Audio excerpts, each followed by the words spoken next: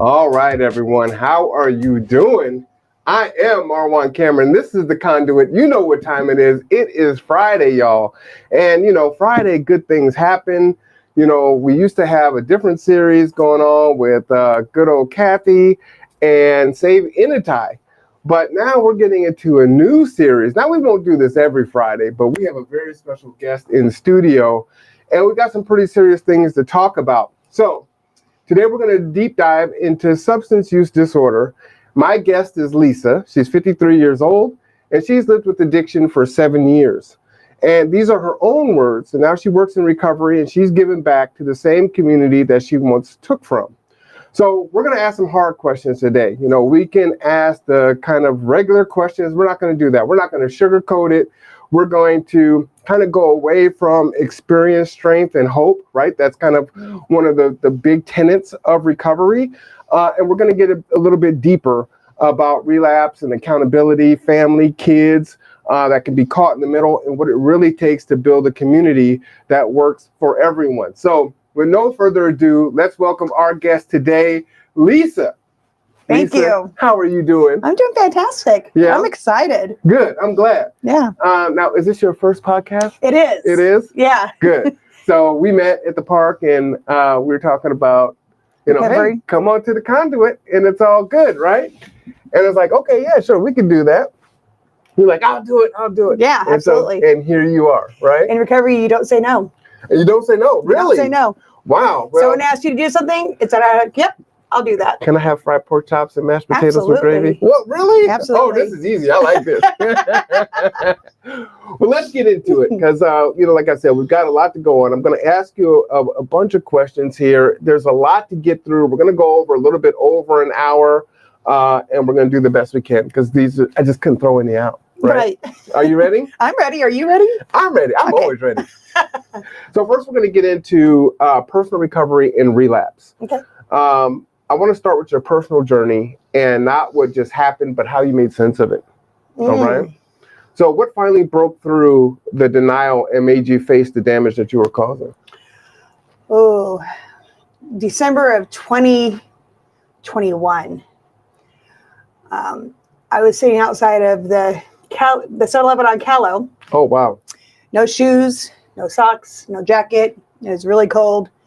This young girl sat with me and fed me pizza and found me a ride to my friend's house. And on that ride, this gentleman looked at me and said, if you just get off the crap, your life will change. Really? I didn't realize how bad my life I knew how bad my life had gotten, but I didn't realize that it was because of the actions that I had caused it.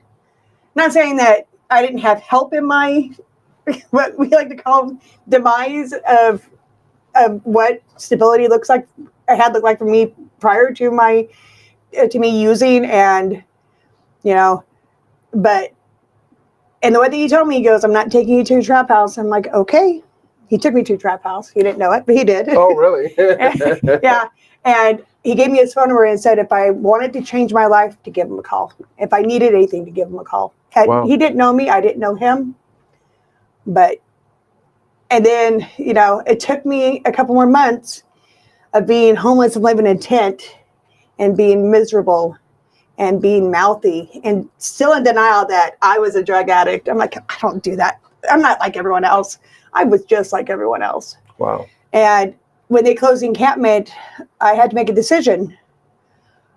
I no longer had the place that I was living at because they were closing it. What choices did I have but to go to detox? And so right then and there, when they gave me the option to go to detox, I said, get me a bed. Get me out of here. And you went? And I went.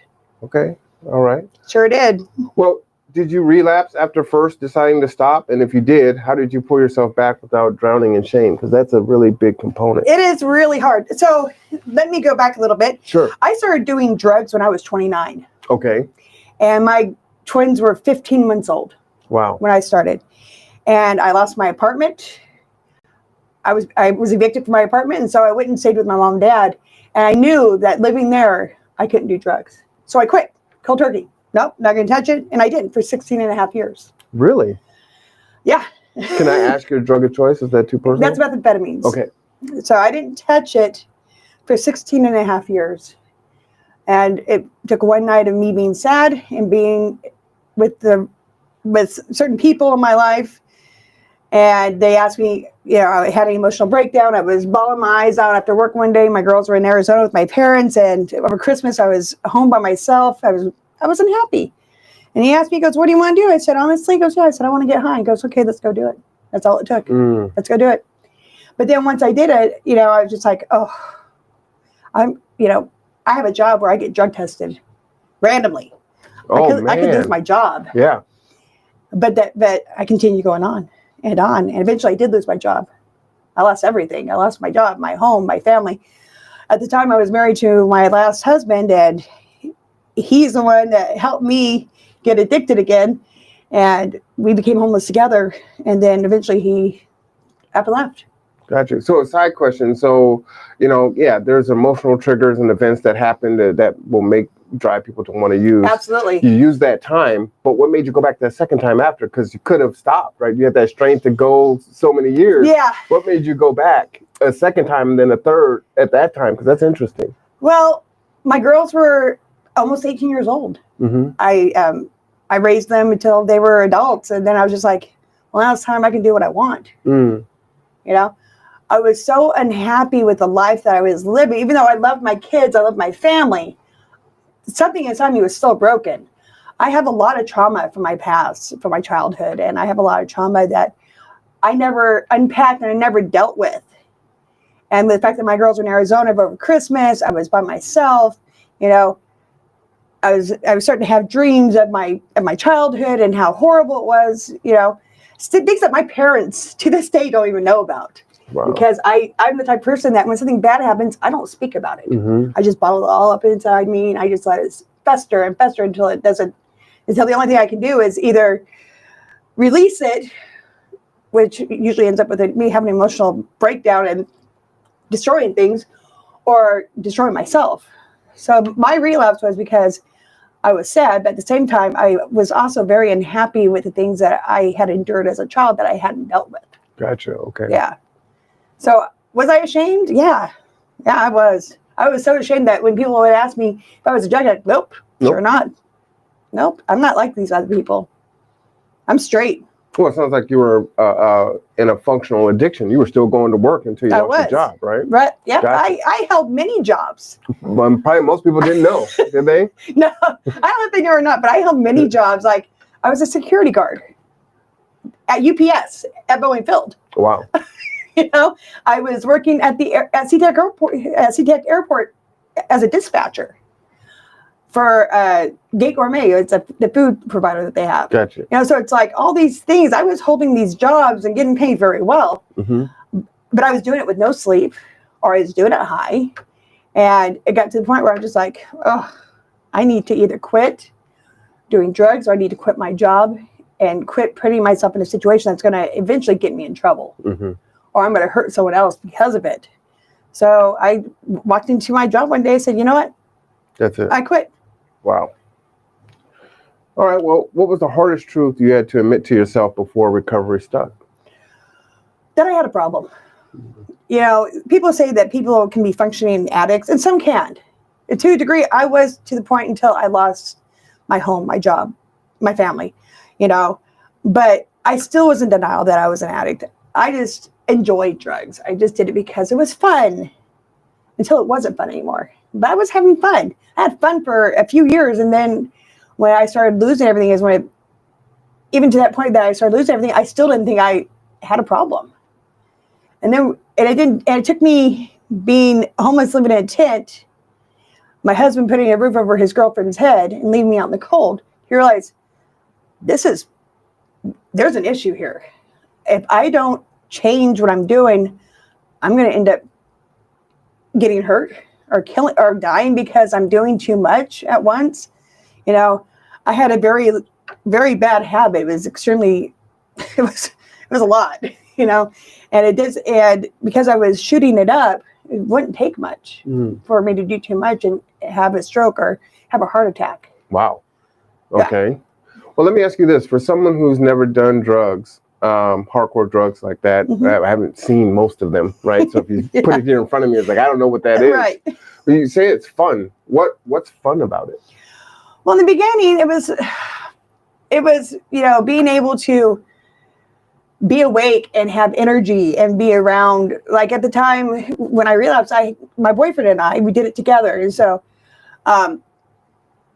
we were always awake and we were always doing things and hanging out and going to the casino or, Gotcha.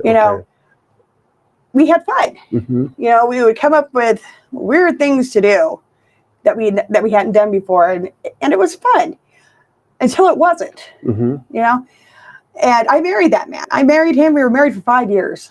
And when I got clean, he was still using it. And I put him in treatment, put him in detox. And within 2 days, he was calling me and he was leaving. I'm just like, well, what are you doing? He goes, all of Kitsap County is a trigger for me. Well, it's because that's what we use. Well, all of Kitsap County is a trigger for me too. But I have learned that it doesn't, I have enough support with people around me that I don't even think about it anymore. I've used on the front steps of this place. Before it was this place. Yes. Before it was we're this in the place. old WorkSource building on Tillman. For anyone wants to know where we're Yes. currently located. Yeah. So let me sideway from this whole conversation of Okay. things that I asked you, because that you said something really interesting. So being the executive director of G2 and providing transportation for folks, going to recovery, going to drug court, going to outpatient treatment, doing all the things, right?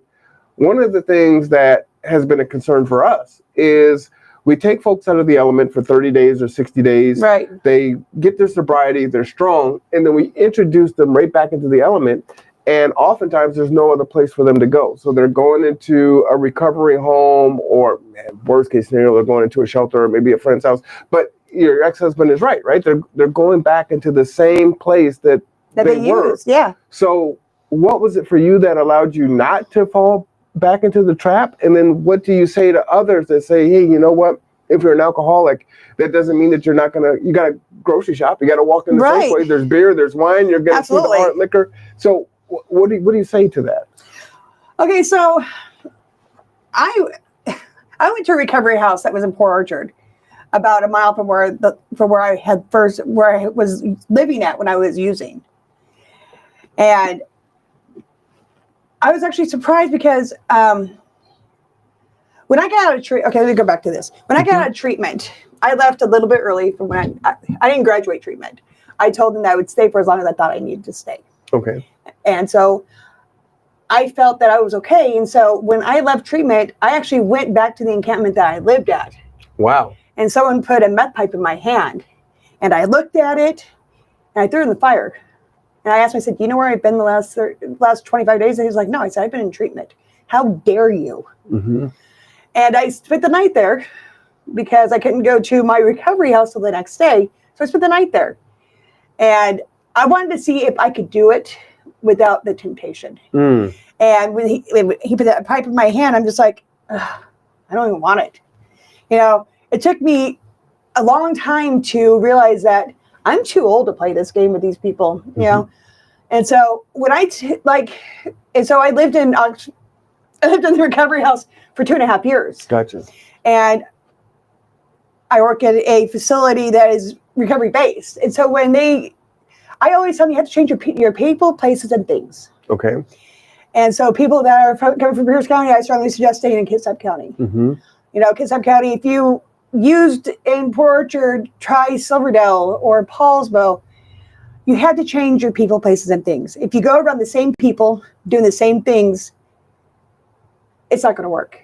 And you have to be doing it for yourself. You can't do it for anyone else but for yourself. You can't do it for your mom, your dad, your kids. If you don't want it, it's not going to work no matter how much time you have.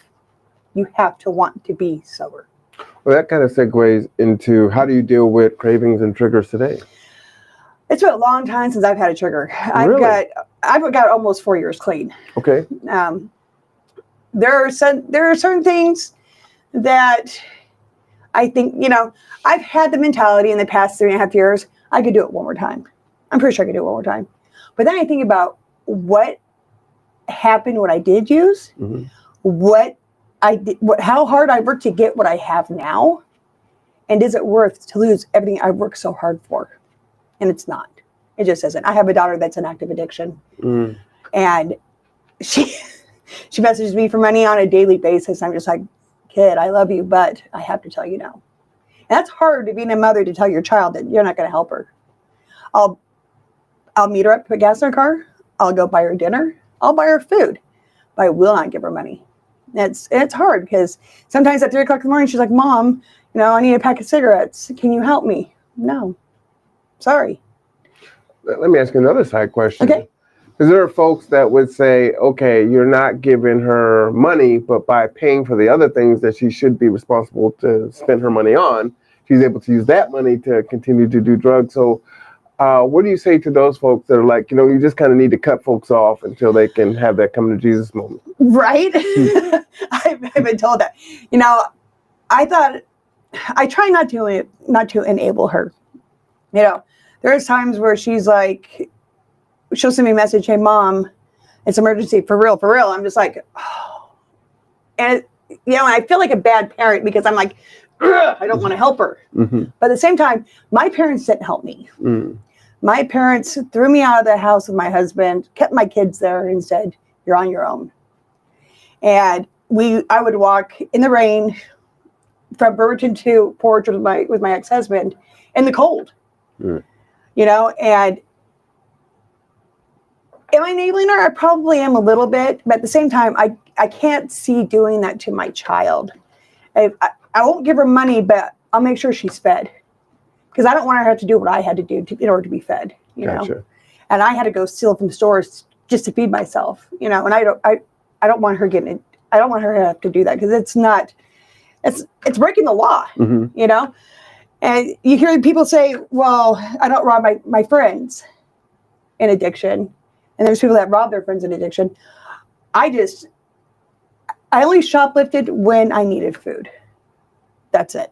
If I was hungry, I'd go and grab something like a donut or something, you know what I mean? And I'd walk back out with it. And there's times where I was so high that I walked out with 2 shop carts full of stuff, It's like, I look back at it now and just like how fortunate and how lucky I am to not have any felonies on my record mm-hmm. for my addiction, because I should have been arrested at least a handful of times, if not more. But I was real fortunate that either I was really good at it or I was just dumb enough to not get caught, Yeah.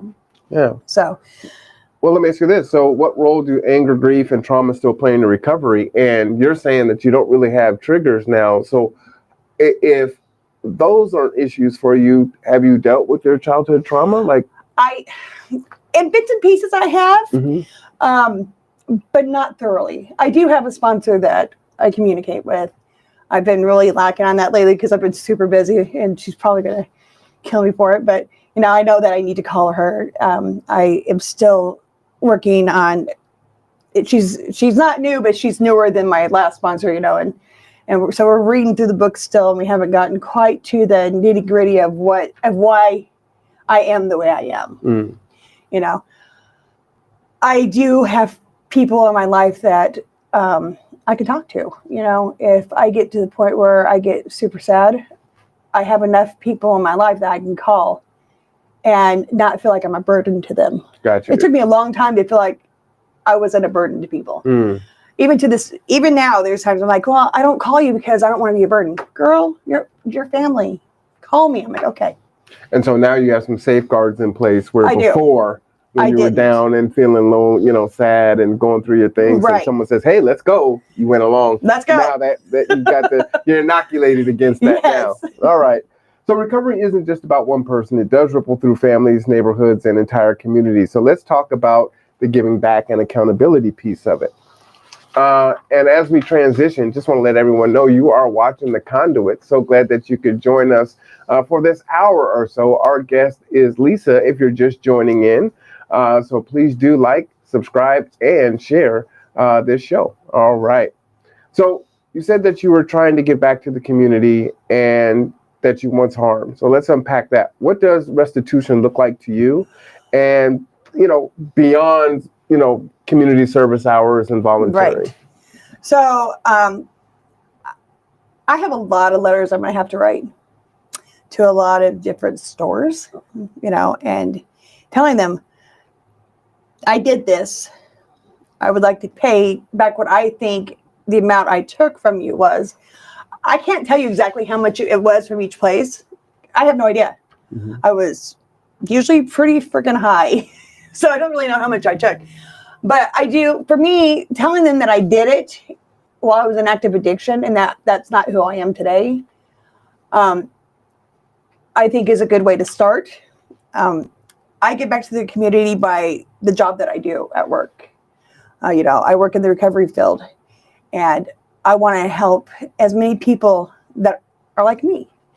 I want to show them that there's a better way to live, that you don't have to live in the turmoil that you have created by using drugs or drinking or anything like that. There is a new way to live, and that, they come, when you first meet them, there's no light in their eyes. And, I look at them, I'm just like, yeah, is that what I look like? And it was. And then by the time you're done with, they leave or whatever, it's a whole new world. They have a new light in their eyes, and they're happy and they're cheerful and they're excited to live this life that they are going to create. When I left treatment, I was terrified. I'm like, man, what happens if I run into my old friends, who I considered friends they're not your friends. They only want what you have. So it's like, if I see them, will I want to go off with them and do something dumb? Right. And so when I didn't change my place, obviously, but I changed my people and the things that I did. I changed my surroundings to a point where if someone called me that I used to use with, hey, I need your help, I just didn't answer. Gotcha. Because I didn't trust myself. So if they reached out to you on Facebook or, I don't know, Snapchat, somehow they got your number from someone else. It's like, hey, this is such and such. Can you come give my car a jump? Yeah.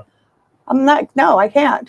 And it sucks because I want to help people, but at the same time, I can't help someone that doesn't want help. Gotcha. Kind of like what I'm doing with my daughter.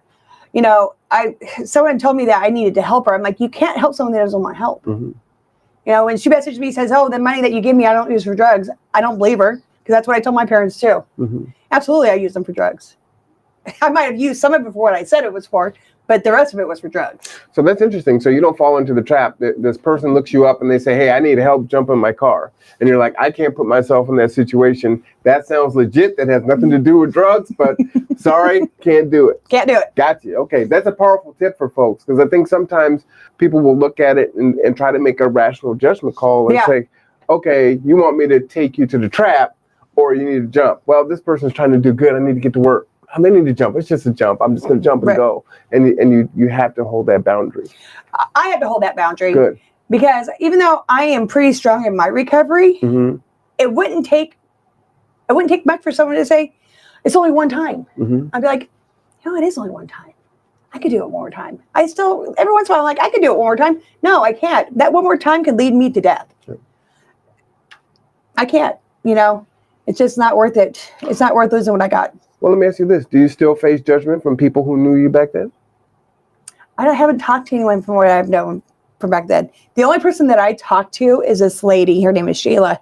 And she would take care of me when I didn't have anywhere else to go. She'd bring me to her trailer. She'd feed me. She'd let me sleep there.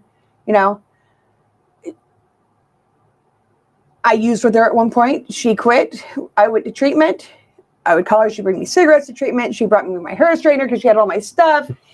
And to this day, she is about the only person I still talk to, because to me, that woman has been has played a more significant role in my life through addiction into my recovery than anyone else has. Wow. Well, let me ask this. How do you rebuild trust in broken relationships? Did you do that with your parents? No. So I have my parents, my sister, her husband, my brother, his wife, and my younger brother, and then I have 4 children. I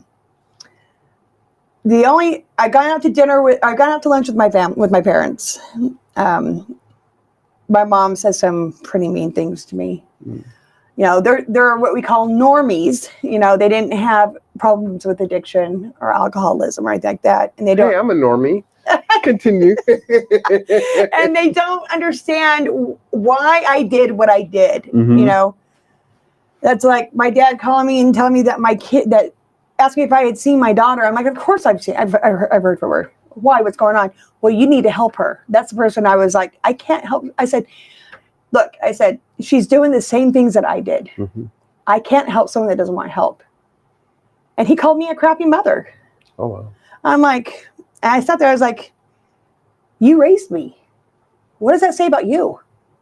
You raised who I became. So if I'm a crappy mother. Well, So I don't talk to my parents okay. very often All right. because they say hurtful things, and it kind of makes me teeter-totter on why am I doing what I'm doing if there's just going to be, if they're going to say things that hurt me. Gotcha. So to keep myself safe, I very rarely talk to them. I have to keep them at a distance. You know, the only 3 out of my 4 kids don't talk to me. You know, the only one that does is usually heavily. You know, but they've earned the right to not talk to me.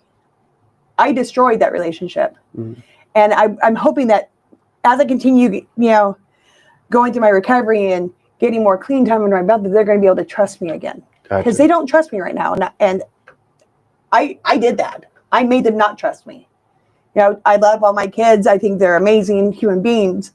But I caused them not to trust me. So until I earn that trust back, I understand why they do what they do. So what I'm hearing you say is the way that you're rebuilding trust is by getting time under your belt. 1 year, 2 years, 3 years, 10 years, right? And Yeah. being that living testimony for others, and hopefully your loved ones will see it's like, Right. man, it's been 5 years. She's doing great. Man, this is serious. It's been 10 years. Like when I got a year, my dad wrote on Facebook, "I'm proud of you that I don't have to worry about you anymore." And I bawled my eyes out. That's the first time my dad's ever told me he's proud of me. Mm. I bawled my eyes out. I cried like a little baby because it meant something to me. Mm-hmm. But then they will say things that will hurt me at the same time, where if I don't shield myself from that pain that they are creating, and I don't think they're doing it intentionally. But they haven't done their own recovery work, sounds Correct. like, right? Like maybe you should go to Al-Anon. Mm-hmm. Find out what it's like to deal with someone that was in active addiction, that was destroying their own life. They seem to think that I did it to them. I did it to myself. What I did to myself. You know, I didn't do it to them. I didn't steal from them. I didn't do anything like that. I ruined my own life. Mm-hmm. I didn't ruin theirs. I ruined mine. You know, and I don't think they understand that. So I got a good question for you. Okay. And as a normie, I also do this. So how do you avoid using helping others as an escape from working on yourself? Because I do that all the time. Okay, so it's a very fine line. Mm-hmm. It's very fine. Speak. I help others on a daily basis. I do it for work. That's my job. My recovery is not my job. Mm. My recovery is going to meetings, meeting up with my sponsor, you know, doing things like this, you know, being a part of I am still a big part of the recovery housing corporate that I lived in when I got clean. I'm alumni for them. I still do service work for them. You know, that's what helps me to remain where I'm at. If I go to work and be like, okay, I'm helping so-and-so and so-and-so, and they're getting clean, you know, this is my recovery. That's me working on, yeah. No, that's not me working recovery. All right. That's me doing a So job. being honest and real with yourself. Yeah. I love it. That's a good answer. Thank you. I might need to do that. Just You saying, have to get uncomfortable before you can get comfortable. So what personal boundaries keep you giving back from becoming burnt out or a risk for relapse? Because you're working with folks that are living in active addiction. You're hearing the stories and, you know, just, man, they can take you back. So how do you do that? I play the tape back. Mm. So I think back to 2017 when I relapsed, okay? Or 2016, sorry, it was 2016 when I relapsed. I'm like, oh, you know, once a month, 1 weekend a month, no big deal. Now it was twice a week in a month, and it was every weekend a month, then it was every day. What did that create? I lost my home. I lost my car. I lost my kids. I lost my family. Essentially, my mom, my dad, my brothers, my sisters. I lost all them. Mm-hmm. The only person I had was a man that said he loved me, that I was convinced that loved me until I got clean and looked back to the way he treated me and the things that he did. That wasn't love. He was a narcissist. Yeah. But if I go to the point where I'm going to pick up a needle or pick up some drugs or whatever, I have to think back how I lived, what I went through, and where I'm at now. And is it worth me losing a job that I have that I love, people in my life that I love, that are my family now? They're not just my friends, they're my family. Is it worth losing them? Is it worth losing the trust that I have gotten back from people that I value? Mm-hmm. No, it's not. Who says the next time I do that, I don't die? I've had lots of friends pass away this past couple of years. Especially with what's in this stuff now, boy. I mean, boy. Yeah, and so I don't want to die. At one point in my addiction, I wanted to die, and I tried killing myself, and it didn't work. And I go to the doctor, and they're like, "How are you still here?" Obviously, God has a better plan for me. Mm-hmm. There's a reason why I'm still here. There's a reason why when I did that, it didn't take me out. There's a bigger purpose for me here that I haven't done yet. And I think that's what I'm doing now, and I love my job. Sometimes it's a little trying, but I love my job. I love the people I have in recovery, the people that I surround myself with. I have done more in my recovery than I would have ever done in addiction, by far. I've been places that I would have never thought I'd ever go. It's amazing. And you're having fun. And I'm having a blast. Well, let me ask you this, because a lot of people feel this way often as well. Do people in recovery owe their community something specific, or is living clean enough?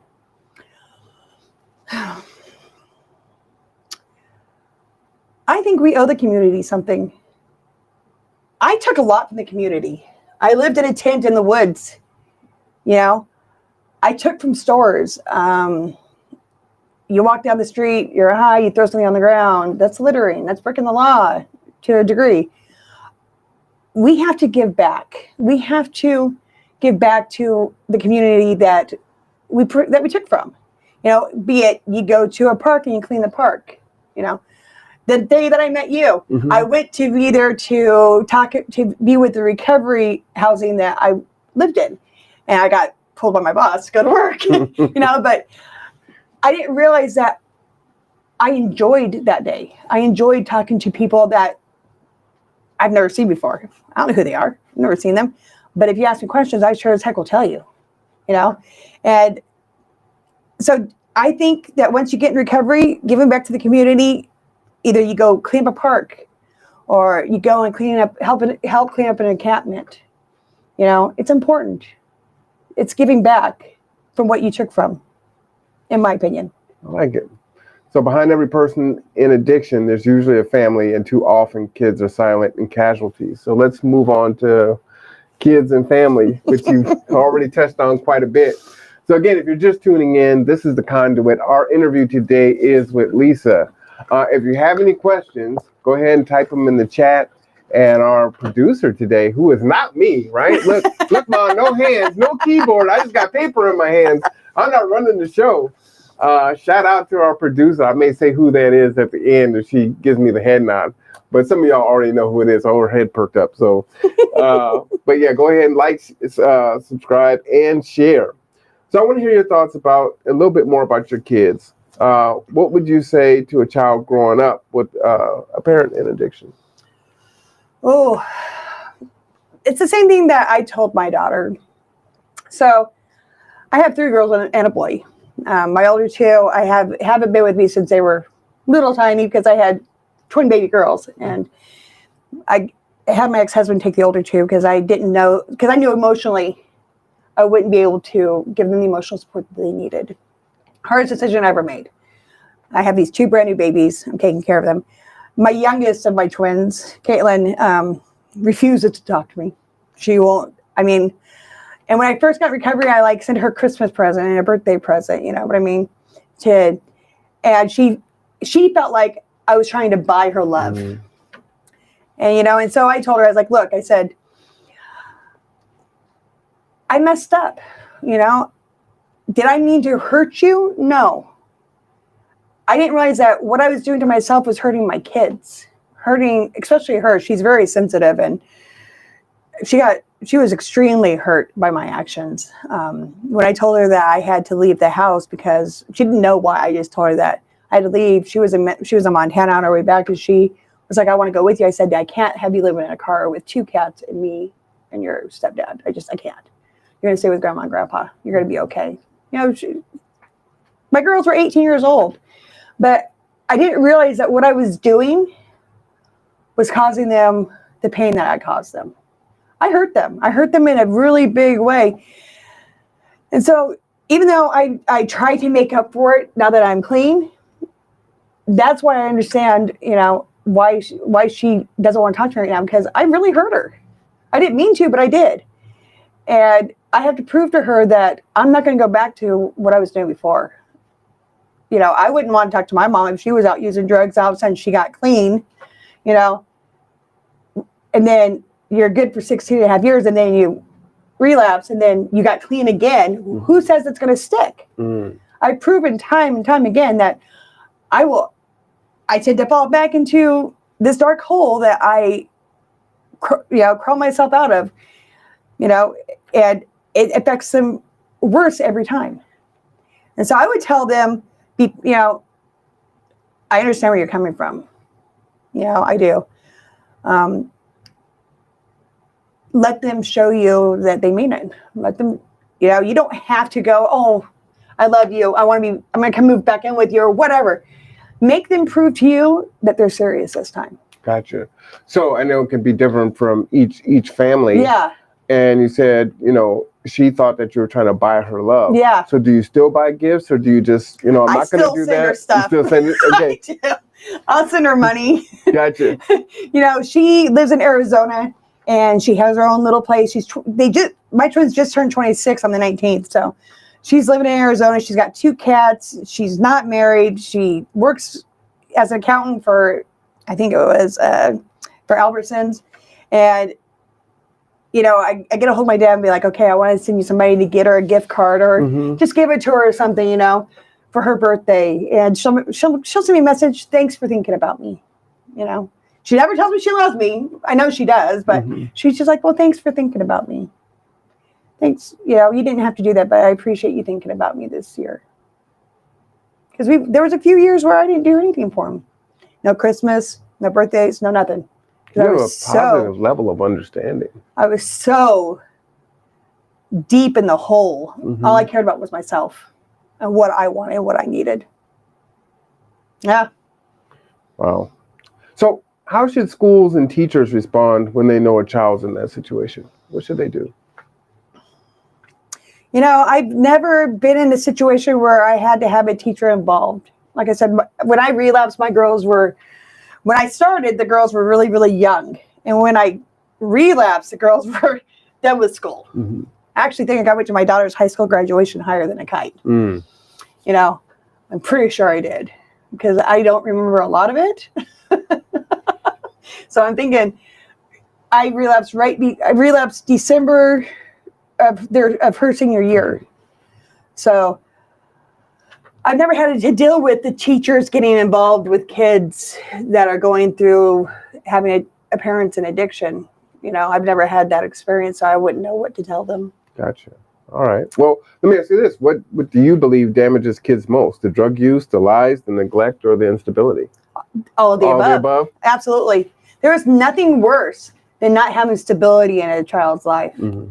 Like, trust me, I've done some messed up things, and my kids didn't always feel stable. If I would have had my parents when I had my twins, I would have been living with my mom and dad's house with 2 brand new babies, a 7-year-old and a 3-year-old.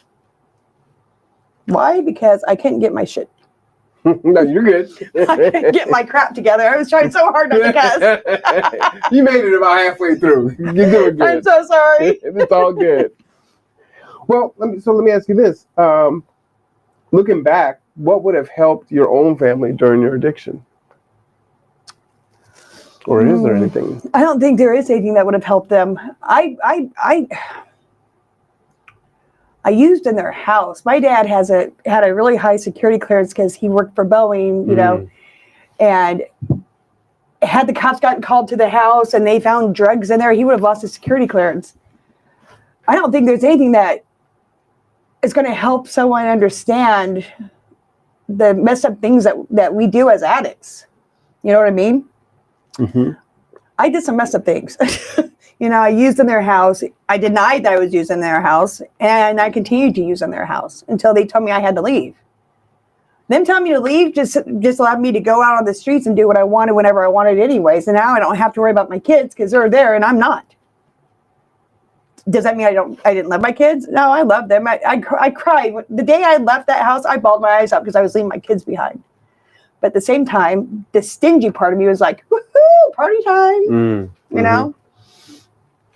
Let me ask you one more question about kids and youth. What's one practical thing communities could do right now to support kids that have, you know, parents that are going through addiction or guardians? I think one of the best programs that I've ever heard about is Al-Anon. You know, I told my parents to go to Al-Anon to understand why I was the way I was, and they told me no. But if we had something like that here in Kitsap County for, say, teenage kids, littler kids aren't going to understand. They're really not going to understand. They're too small to realize what's happening in their own life. If looking back on my life when I had 15-month-old babies and I'm smoking dope in the house while they're in bed, you know, they had no clue. So the younger kids aren't going to understand what addiction really is. But so when my daughter was 13, she got busted at school with a weed pipe. I thought it was the end of my world. Oh my gosh, my kid, why? You know, she got suspended from school. I had to take her to a drug and alcohol thing, you know. She got in trouble, was going to juvie for a DUI, but she wasn't driving. She was just in the car, but she was drunk off her, you know. And I had to go pick her up. And that was her one get out of jail free card. I told her, I said, this is the only time I'm getting you. Next time I'm going to let you sit. And I took her home. And I wish I would have gotten her more help so that she wouldn't be where she's at right now. Where she is right now. Like, I didn't realize that my ex-husband was the person that got her high for the first time. Really? Yeah. Wow. I was at work. She was sad. He got her high. Wow. Okay. I didn't see that one coming. I didn't either. There's a lot of things that my ex-husband did that I would have never imagined he would do. So. Hence ex-husband. Yes. Almost 3 years now. All right. Hallelujah. So you work with youth. Let's go there because prevention is really important. But before we do that, again, everyone, you are watching The Conduit, and some of you are watching have responded in. Kendra says, God bless you. And this is Redhead Dreams. I am a past co-worker of Lisa. She was with us when she got her first coin. We were then and still are very proud of her. She was always very honest about her past. Wow. I almost cried. Do you know who that is? I would have to look. I don't know. It doesn't say. It just says Redhead Dreams. It could be. I mean, before I had the job that I have now, I worked in a Alzheimer's dementia end of life care facility because I had a heavier medical to go where I'm at now.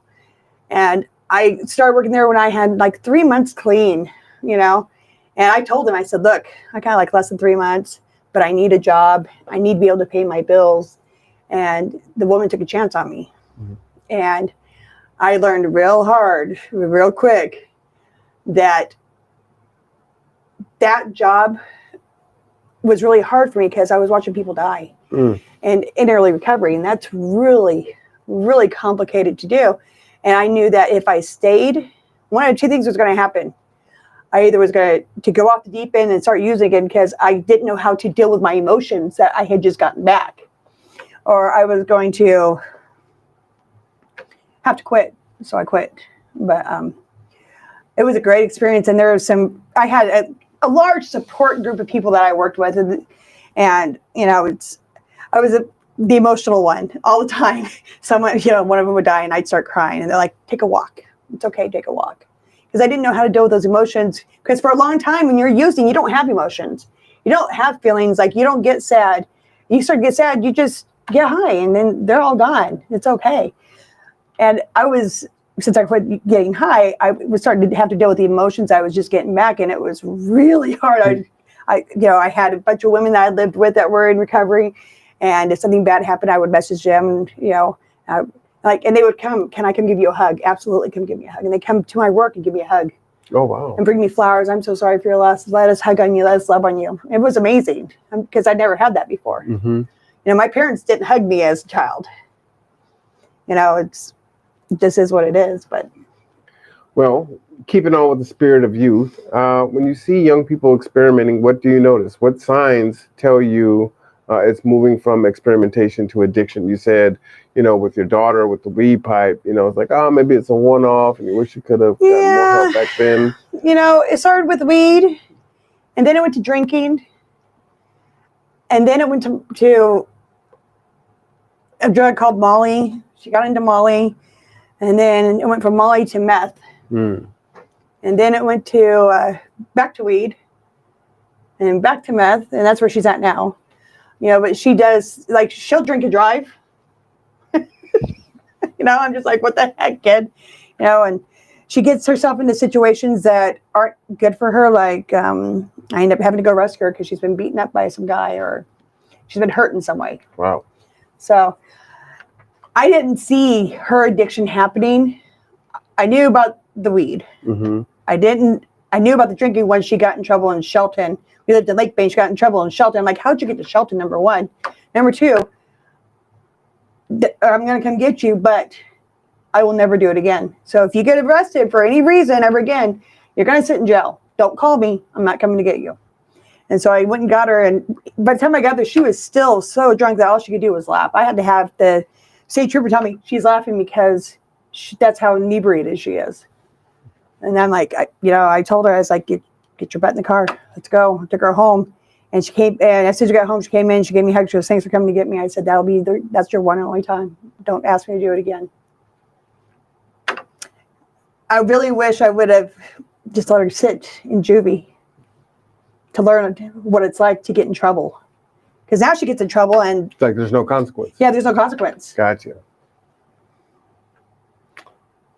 Well, what do adults get wrong when trying to warn kids about drugs? This is really, just don't do it. It's like, You can't just say, just don't do it. Kids are going to experiment. Trust me, I know. Kids will always experiment. My daughter had to go to a DUI panel where they had to hear people talk about their loved ones dying because of drunk driving. I thought for sure that was going to deteriorate her from doing anything. It didn't, I don't even know how to answer that, because everyone's going to, not everyone, obviously, but people experiment and they're going to decide on their own what they're going to do. You can only keep them safe for so long. And the drugs that are out there now are so dangerous. man. They are so dangerous. Fentanyl kills. And fentanyl's in everything. Mm-hmm. You go to the hospital and you have surgery. What do they give you? They give you fentanyl. Yeah. It's like, come on. So how do you talk to a young person who doesn't think addiction could ever happen to them? I had that. Did you? Yeah, I thought I was invincible. I will never be like those people. I was working in downtown Seattle at I was working for 88 Transportation, and I'd walk to and from work. And I see all these people homeless on the streets, getting high. I'm like, that will never be me. That will never be me. Nope. I have a good job. I have a roof over my head. I have a car. I have my family that loves me. Guess what? It was me. Mm-hmm. I went there. And it was just because I wanted to know what it was like. I was just curious. What is it like? Just to not care. Just to No not care. responsibility. Nothing. Yeah. What's it Just- like? How am I going to feel if I do this? Who cares? You know, I get to the point where I'm like, no one really cares about me, but so why should I care about myself? Wow, that's sad. There's things that I wish I would have done differently. Like I wish I would have gotten to counselor for some of my childhood trauma. I wish I would have had that counselor to talk to about the things that happened to me as a child, or happened not to me, but to me. You know what I mean? I never had a counselor that I was able to talk to or unload all that ickiness that I was feeling. You know, I had a best friend that died when I was 13 years old. She was like his sister. My mom and dad went and got a card, said, sorry for your loss. That was it. No hug. No, I love you. Sorry for your loss. Here you go. Go to bed. You know? So. Well, do scare tactics work? Or No. does it push kids further away? No, absolutely not. They're gonna do whatever they want to do. You could say, well, if you do this, this is how you're going to end up. They feel like they're invincible, that it couldn't happen to them until it does. You know, I got a lot of friends that do it. There's nothing wrong with them. Yes. I've already tried it. Did nothing happen to me. I don't even want it like that. Right. It's no biggie. Like when I was using, and I found out that my kid was using, all of her friends were using, my ex-husband would go pick up drugs from all of her friends. And so I saw how it affected all these kids. And because I was selfish and greedy and didn't care about anyone but myself, I'm just like, oh, okay, you know. But knowing now I wish I would have known then what I know now. I really do. Not to say that it probably wouldn't have deteriorated me from doing what I was doing. Well, let me ask you, what would you tell your younger self? Don't do it. Would your younger self have listened? Probably not. No? No, because I didn't just wake up one day and be like, I'm going to go find some drugs and do them. I was living in Tillicum, if you know where that's at. Cheese factory or cheese? No. Oh, that's Tillamook. Tillicum. I don't know where Tillicum It's over is. by Lakewood. In Tacoma area. In Tacoma area, yeah. All right. I was living in an apartment that was run by a slumlord, you know, but it was the only place I could get because I had a couple of evictions. And my downstairs neighbor were cooking meth. And the smell wafted up to my apartment. I'm like, so I went to go investigate. And next thing I know, investigate, huh? I was like, well, I was trying to figure out what it was. And I went downstairs and I said, do you smell that? And she goes, yeah, come on in. So I walked in. And they put me in the circle and they passed this pipe and I took it and they're like, well, now you got to hit it. You took it, you have to hit it. I'm like, what is it? And they're like, doesn't even matter. Doesn't even matter. Just do it. Just do it. And so I did it. And I took one hit and I was high for probably about 3 or 4 days of that one hit. Wow. I had never touched. The worst thing I did as a teenager growing up was I used cocaine once and I drank. That was it. And I didn't even know that I did cocaine when I did it because no one told me what it was. Like, it's fine. It'll make you feel good. I'm okay. Well, you know, 17 years old. Let's give it a whirl. And that was the worst I ever did. Well, when I got introduced to that, it was all over. I'm like, ooh, I like that. Introduced it to the guy I was dating. He liked it. Next thing I know, we're doing it all the time. Next thing I know, he's throwing me up against the wall and almost killing me. Wow.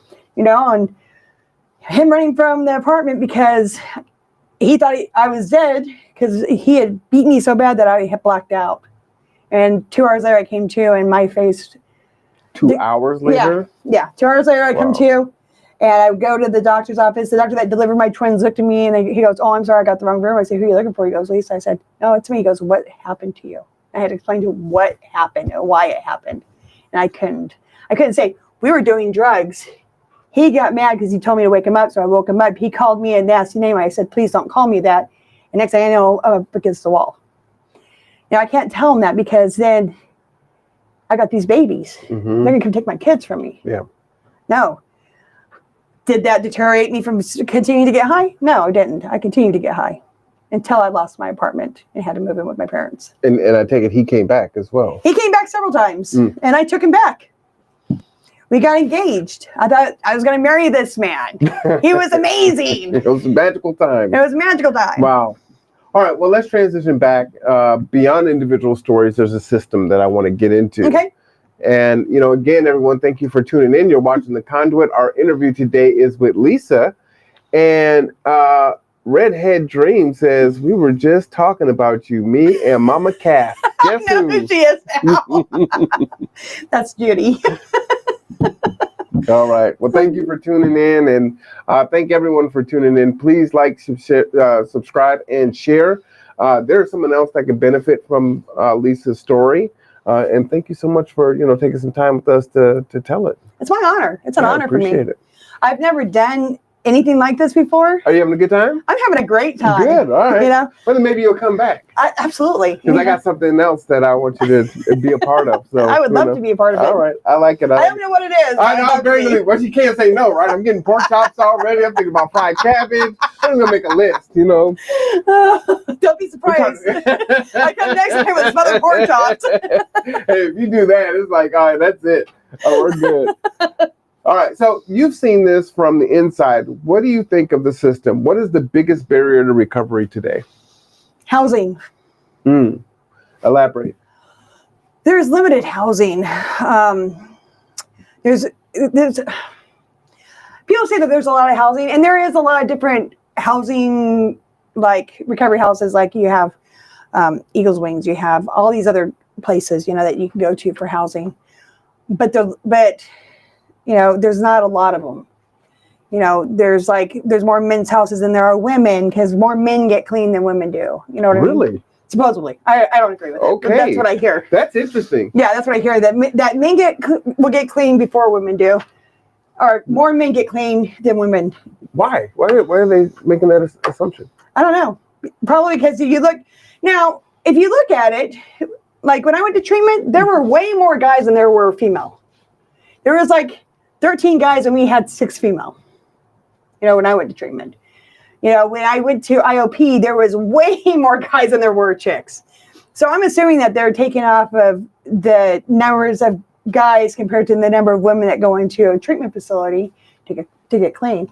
They don't, it's like, what do you, if they kept track of everyone that stayed clean once they left that facility, whatever facility that they go to, then maybe, the numbers would be different. But according to what the statistics, or I don't know if they're really statistics, from what I hear, more men will get clean than women.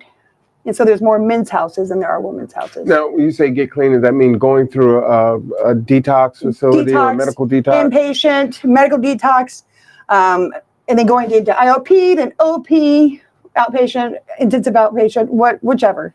So I wonder if that could be because, and we definitely want to research this. And if anyone that's watching that is in this field that knows, please send us the information. We'll definitely share it out. But I wonder if men tend to, get jailed and go to prison more. And so the option of drug court might be, they're taking advantage of it more because there's just higher numbers. Yeah.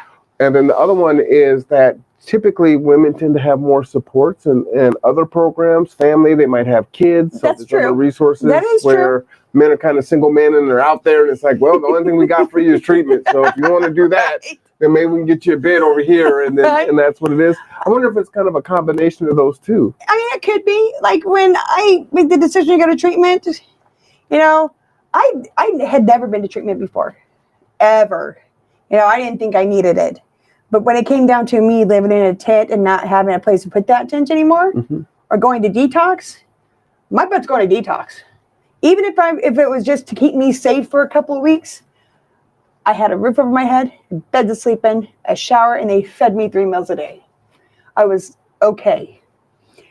And when they started talking to me about getting housing, because one of the Kids Up Community Resources came out to the encampment and had me fill an application for housing. And I was under the assumption, never assume anything, I was under the assumption that they were going to find me housing. Oh, got you.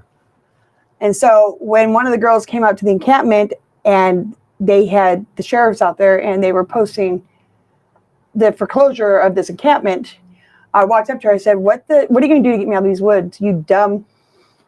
And she's like, I was really rude to her. I was nasty to her. And she's like, oh, sweetheart, we don't find it, we fund it. And I felt like I was just like, why didn't you tell me that? Because I would have gone looking. Supposedly, I would have gone looking. I probably wouldn't have, but that would consist of me having to leave and not being able to do the drugs that I was doing and being around the people that I was used to being around and doing the drugs that they were giving me. Because, you know, as a woman, I got more free drugs than I had to pay for it. But that's what I asked her. I said, what are my choices? She's like, detox. And I looked at her. I said, just get me a bed. Get me out of here. And 2 days later, I was sitting in treatment. I was sitting in detox, higher than a kite, because my brain thought it was a great idea to get super high before I went as my last hurrah. I don't think you're the only one that feels that way. I injected 2.5 grams. Wow. Before I went. Okay. I walked out. I was just like, my eyes were going like this. It's like I was sitting in detox. I'm just like, couldn't sit still, couldn't sleep, couldn't eat. You know, couldn't answer the questions. And I finally got to bed, and it took me about 2 or 3 days before I actually passed out. Before I came down enough to pass out, and then I was done. Wow. But people, there are resources out there that help people with funding for housing. It takes a little bit, but they're there. And to me, because she told me that I need to go to detox in order to get it, essentially, it was enough motivation for me to go to detox and go to treatment and get the help that I thought I needed. And some of the baggage of my childhood was unpacked while I was there. Gotcha. Not all of it, but some. And so you're saying that biggest barrier is housing. Yeah. And so in that housing, if you're looking at clean and sober living, you think that's a great model? Absolutely. Okay. People say that clean and sober housing saved their life. I don't say that. I tell them clean and sober housing was a stepping stone that I needed in order to save my own life. Did they keep me safe? Yes.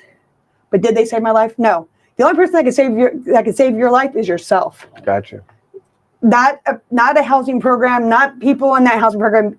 You have to want to save your life. And to me, I don't say so-and-so saved my life. This housing, this clean and sober housing was a stepping stone that I needed in order to save my own life. Well, let me ask you a side question about housing. So the way that I understand some of the clean and sober living facilities is if you use, you can have 10 minutes and you got to get out. And so is that, for the ones that operate that way, do you think that's a good thing, a bad thing? It sounds like it might be a good thing for the people that are there that could be triggered by that person using. So it's like, you know, we're going to remove the one so we don't lose the entire house. Yes. And so that's what we're weighing. At the same time, okay, so think about this. When you find out, so say you live in a clean and sober housing and it's 3 o'clock in the morning and you find out that someone's used. Are you going to throw them out in the middle of the night? No. They're still human beings. You're not going to say, well, you got 15 minutes to get your stuff and go. It's 3 o'clock in the morning. No, you're going to let them sleep in their room. Wait till them and let them know that first thing in the morning, they have to go. Got to go. Okay. Now, if it's during the day, you know, I mean, when I lived there, it was really hard. I'd only been there for a couple of people that had relapsed. And I had to go back and tell everyone at the house, so-and-so relapsed. You know, what are we going to do? You know, we had to have a talk about it. But we even still, I went to a friend of mine and said, hey, can you take so-and-so into your house? Because they can't be here, but I don't want to see her out on the street. And he's my best friend, and he's like, absolutely. Can they come back around? So like say they can come back in after a certain amount of time. They have to prove that they are good again. Some steps and they're good. Okay. I'm glad you explained that. Maybe we'll try to work offline and see if we can get one of these agencies to come on. Because the way that I understood it was, hey, if you pop and you've used, you got 10 minutes, you got to get your stuff out. And the 10, way that 15 minutes, you got to go. Bye bye. Yeah, it's like there's no joke. It's like, oh man, that's hardcore. It's like how are they able to do that? Because you can't evict people, and you got squatters that people can't get out of homes, and these clean and sober facilities are like 10 minutes, jump out of here, and it works, right? It's like, how is that possible? So, just wanted to know about that. It's an understanding. It's paperwork that you sign when you move into a clean and sober house saying that if you use, you realize that you will have to pack your stuff and go. And if you can't pack all your stuff, you take what you need and you got 72 hours to come back and get the rest of your stuff. If you can't come back and get it, then we'll pack it up and we'll save it for you for a month or so, or 2 months, or however long. Okay. However long it's going to be. And then you go pick it up when you're able to. Got you. All right. But if it's within a certain time, you don't pick it up.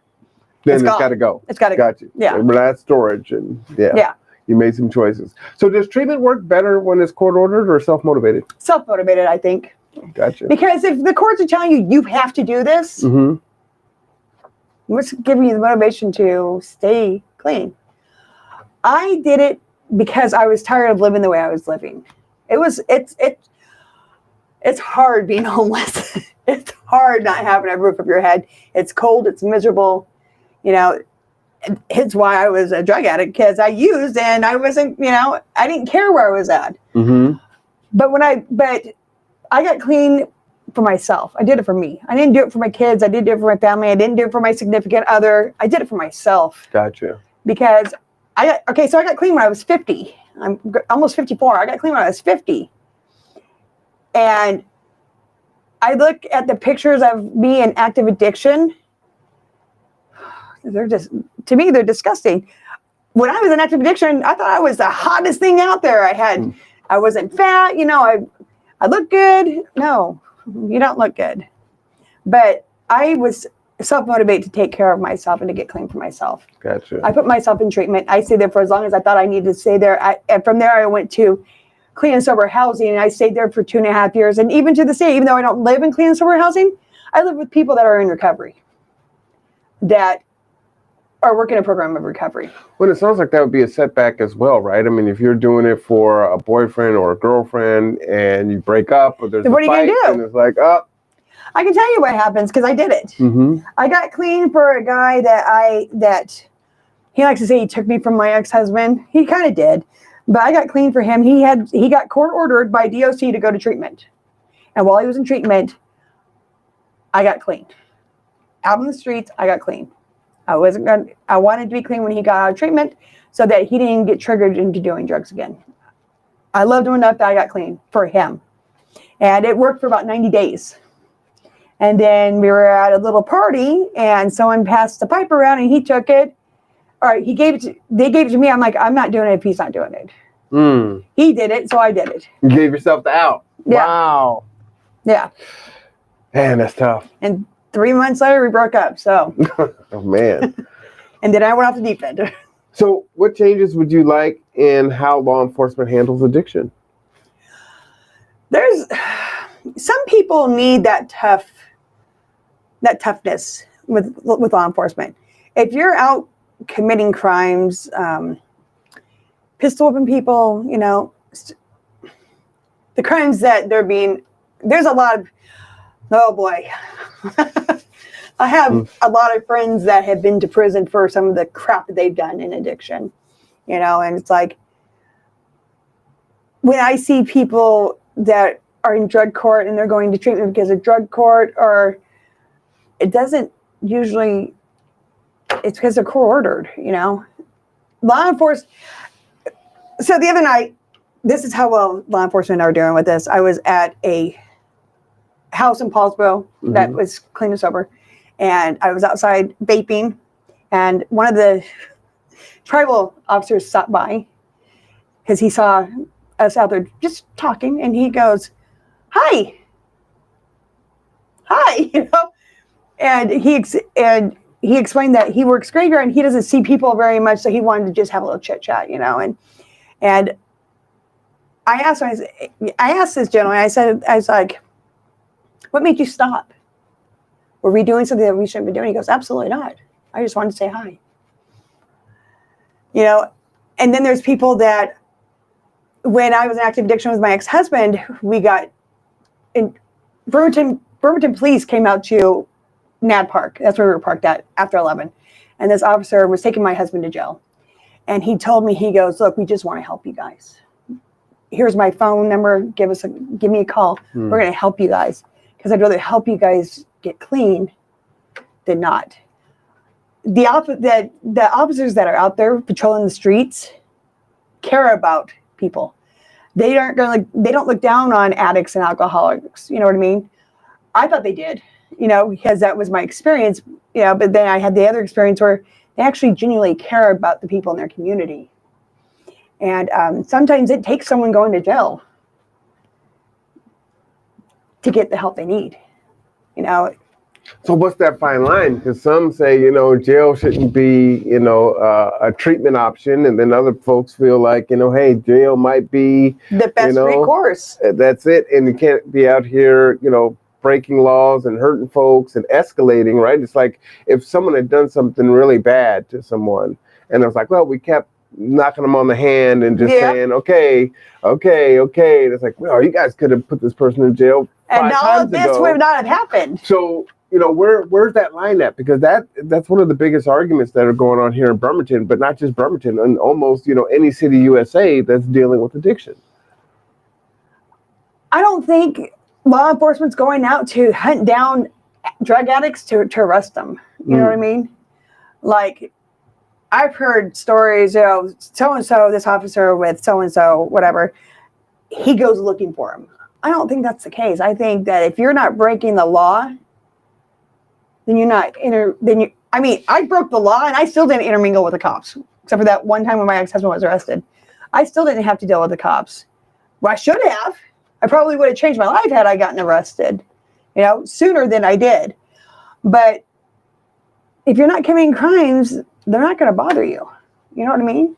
Sometimes people need jail in order to get sober enough to realize, oh, crap. If I wouldn't have done this, I wouldn't have done that. Gotcha. If I wasn't high, I would have never done that.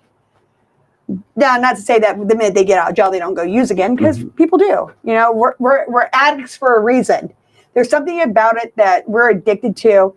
Either it's the feeling, the way it makes you feel, or it's the way you don't want to feel the emotions that you have bottled up inside of you. So there's something that it's like a monster almost. Like addiction is like a monster where you think you beat it because you're sitting in jail, you can't use, you can't really do anything. And then you get out and you're free and you're like, oh, I don't have that barrier anymore. As long as I don't break any more laws, I'm good. I think law enforcement truly care about the community that they are protecting. They're there to serve and protect, not there to serve and commit. You know what I mean? Well, let me ask you this. Is society more compassionate or more judgmental now that when you were using? I see a lot of judgment when it comes to drug addicts and alcoholics. Like, people don't understand why people do the things they do. There are those that are understanding as well. It's like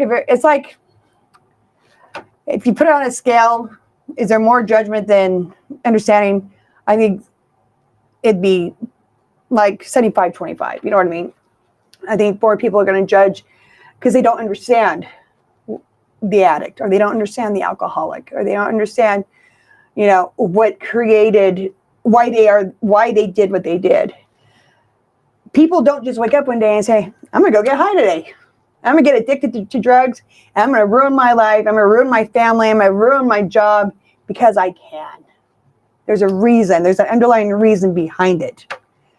I didn't just, I know what my reasons are. I know what my traumas are.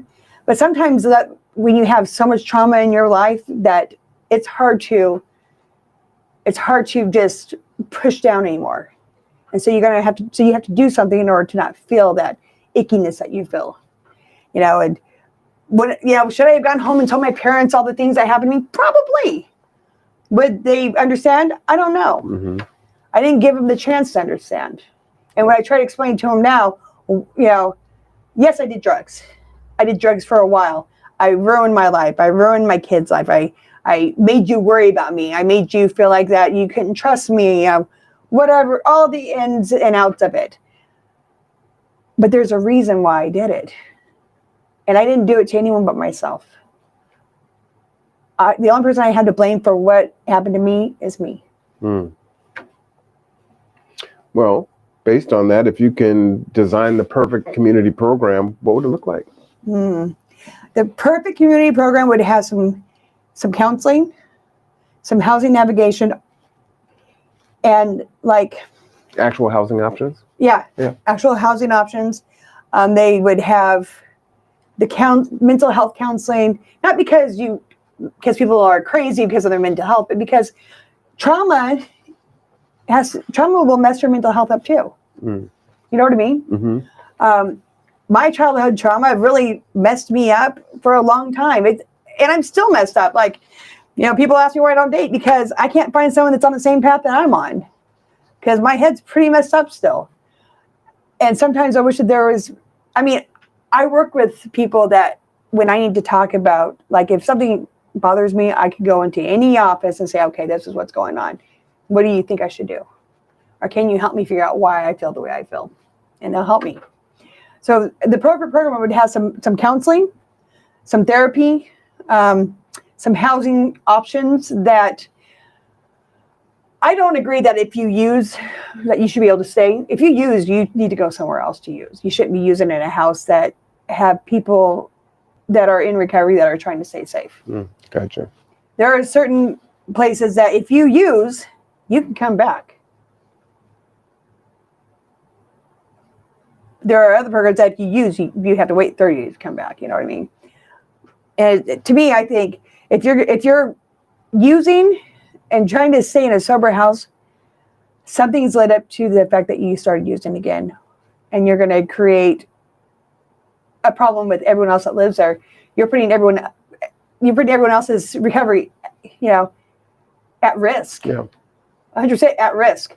You're causing, who says that your roommate wakes up and you're sitting there smoking dope or drinking and they see and they're like, oh, I want some of that. Mm-hmm. Well, now instead of it's your life, you got their life too. They smell it. They see it on you. Yeah. It's like, oh man, I got to go to that. work and you're out having a good time. Yeah, let's try it. Go out. Yeah. Yeah. That's how it went for me. Oh man. So I would go to work high. So. Well, in as we get into our last segment, want to kind of get into taxpayers and just kind of how they feel, because a lot of feel very, I don't feel too good about the situation. So we want to kind of expand that out. We got some folks in the chat. Shout out to Mike. He says, I will agree with this. Housing leads to increased hope, which will lead to recovery. And most of what they call resources leads to wait list. This is not a resource. That is not. It's not a resource. It's really hard when people are like on Section 8, but they're waitlisted because there's not enough housing. Mm-hmm. So what choices do they have? Yeah. He also says some of them are not that nice, and there has to be consequences for our actions. These consequences often lead to people reaching their bottoms and lead to a life of recovery. Absolutely. I hit rock bottom in the worst way. It's uncomfortable for me to even talk about, but I was down and out. I was putting a needle in my neck and hoping to God that it killed me. Because I didn't want to be here anymore because I was so unhappy. And that was like 2 months before I went to treatment. I was sitting in a tent and I had a needle in my neck and I missed 5 different times hoping to give myself a stroke so I would just die. Give yourself a stroke. Yep. Or a heart attack. I didn't want to be there anymore. I was so unhappy. And that was my rock bottom. That's when I knew that, wow, it's time to get help. It's time to do something different. My husband was gone. My kids were gone. My family was gone. I didn't have a place to live. I didn't have a car. I didn't have any way to get around. I was in a tent and just miserable, and come to find out that I went to treatment 2 days after my mom's birthday. Really? Yeah. I got to think about this just the other day. I was just like, I got clean on 4/6/2022. My mom's birthday, she was born on April 4th. I'm like, but I was originally supposed to go to treatment on April 4th. But I wasn't ready to go yet because I just wasn't ready. Mm-hmm. I wanted to go, but I wasn't ready at that point. And so I waited 2 days to go. But yeah, I did. My rock bottom was trying to hurt myself. Well, let me ask, what do you mean by not ready? So you were supposed to go on the 4th. That was your plan. Uh-huh. You go 2 days later. You stick yourself in the neck 5 times because you just want to stroke out and die. So how do you go from that to, okay, there's another option. I'm ready to exercise that option. That's quite the dichotomy there. Well, I did that about 2 or 3 months before I had decided, before they were going to close the encampment down. Okay. I was dating a guy that broke up with me and broke my heart. I mean, I couldn't function on a daily basis without doing dope or injecting myself. And it got me, I got high, but then someone had said to me, that if you shoot yourself up in the neck and you miss, you can give yourself a stroke and you can kill yourself. That's what they told me. And so my addict mind goes, I'm sad, I'm unhappy, I'm alone, I have no one in my corner. Why am I still here? Mm. So I did that. Didn't die. Was miserable for a month because I had abscesses all over my neck from it. And then the encampment was closing down, and then Kiss Up Community Resources was out there, and I got into this girl's face and what can you do? When I got the day that I was supposed to go to treatment, I had all my stuff in this tent, and I'm just like, how am I supposed to get all this together? I'm supposed to leave in an hour, or I'm supposed to meet up with them in an hour. How am I supposed to get all this together to go to treatment when I hadn't started doing anything? So I wasn't ready because I had to get all my belongings together because I didn't want to leave them behind and have them stolen. So I called the gal that was supposed to come and do my screening. I'm like, look, I'm not ready yet. I got to get all my stuff together. Can we do this in a couple days? And she's like, absolutely. And 2 days later, she came out and she's like, are you awake? I'm like, yep. She goes, you ready to go? I said, yep. Let's go. I had all my stuff packed. I had people that I considered friends at the time helping me get all my stuff together so it was ready to go for when they came back out. And I was like, yeah, let's go. Wow. Well, when you came back out, so your plan was to go in and the plan was to come back to the encampment. I came back to the encampment. I spent the night in my tent. And was it because they just didn't have housing for you? Or? No, so I had housing, but because I left treatment a week early. Got you. That's right. I had to make sure it was okay for me to go into the house by leaving early. And I just had to wait. If they go, you can come tomorrow. I'm like, okay. So I should have stayed at in treatment until the next day, but I was just like adamant. I'm like, no, I want to go. Got you. I'm tired of being here. So just to be clear, they had housing for you. Yeah, I had already paid. Okay. Yeah. So that's an important distinction, right? Because a lot of people think that as well, right? 30 days ends, and we all the times we pick them up, and they're going back to the yeah, exactly. And so that's not the case. No. Is what you're saying. Okay. No. So that's really big to dispel that misnomer. So folks are thinking that. I had a house to go to. I just had to wait to get a hold of someone for the next day to see if I could move in early. Gotcha. That's what it was. Thank you for that. Yeah. And for those of you reading between the lines that know Lisa in real life, know what agency she's with, so you know that she's telling you the truth. So we'll leave it at that. Again, we want to thank everyone for tuning in. I've got like 10 more questions for you, but I'm almost like, would you come back? Absolutely. And finish this conversation? If you guys want to see Lisa come back and finish her conversation, go ahead and put a thumbs up in the chat, because I think this conversation is a really good one. This isn't a typical conversation that you're going to have. I don't think this is a typical conversation that you've had, right? No, this is very untypical. Well, that's the point, right? It's not for it to be cookie cutter, just hear the same old things that we hear all the time. A lot of people want to hear the mess. I don't necessarily want to talk about my mess. My mess is really disgusting and really gross, and I don't really want to throw that out for the whole world to know about. But at the same time, I'm sitting here writing a book about my trauma and about my addiction and my recovery, because I think it'll help someone sometime. Gotcha. You know what I mean? And it's like I'm writing this story about what happened to me as a child and how I grew up. My dad was in the military, and then we retired in Washington I don't know why, but here we are. And now the only people that live here are me and my kid. Everyone else has moved on to different states, Arizona or wherever. But a lot of people want to hear the mess, the ickiness, the trauma. And so for me, this is like very different because I touched on some of the trauma that I had, but I didn't, I was comfortable doing it. And so I like to talk about what I do since I've gotten clean, all the service positions that I hold, and I work in the recovery field, and I genuinely care about the next addict and alcoholic. I want to help them. In a month, I'm going to be sharing my story at an NA meeting. It's going to be great. I'm going to do all the things, So I would absolutely love to come back and finish this conversation. Great. I love it. I appreciate that. Yeah. Well, then let's end this way. I'm going to end with this question then. So right now you're 4 years clean and sober. Almost 4 years. It'll be 4 years in April. In April. It's coming up. It's coming up. No fronts. Right now you're saying 3 of your 4 children don't talk to you, and the one that does is in addiction right now. Correct. You have some challenges with your parents, right? And having conversations with them. We didn't really touch on your siblings too much, but I'm assuming that's kind of the same thing there. The only siblings that I really have talked to is like my little sister. And, You know, she came up here and she's like, hey, I'm in town. I'm like, okay. And she took offense to it. I'm just like, okay, I'm at work. I can't just drop everything and come and see you because I'm at work.